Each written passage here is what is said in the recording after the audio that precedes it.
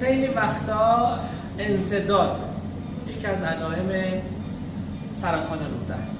خیلی وقتا اون خونریزی، بیماری که مراجعه کرده بود مدت‌ها سرطان روده داشتن، رودهشون کلا تخریب شده بود، کلونشون، روده بزرگشون، و با هموگلوبین 4 به ما مراجعه کردن. ما کلی به ایشون خون زدیم، بیمار رو احیا کردیم، شرایطش رو مناسب کردیم تا امروز 27 مهر ماه آوردیم و جراحی کردیم.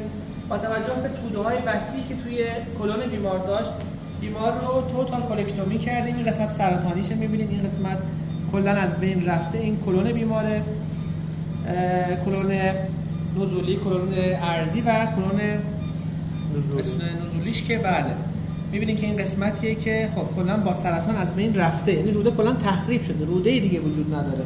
همین باعث می‌شه مدت‌ها خونریزی بده، انسداد بده. اگه زودتر مراجعه می‌کرد می‌تونستیم تو همین عمل جراحی آناستوموزش هم انجام بدیم، رودا رو به هم پیوند بدیم، ولی با توجه به شرایط بد بیمار مجبور شدیم که برای بیمار استومی تعبیه کنیم. حالا ان شاءالله بعداً شرایطش بهتر بشه و دو تا رودا رو به هم پیوند بدیم. دوستان بزرگواری که تو بیمارستان خویی با ما همراه بودن، آقای سعید پیرچندی، نشونشون بدیم که تشکر کنیم ازشون. بچه‌های بیوشی، خانم حسینی که از صبح خیلی زحمت کشیدن اینجا بودن و آقای داداشزاده عزیز که زحمت فیلمبرداری کشیدیم. پس اگه حتما زودتر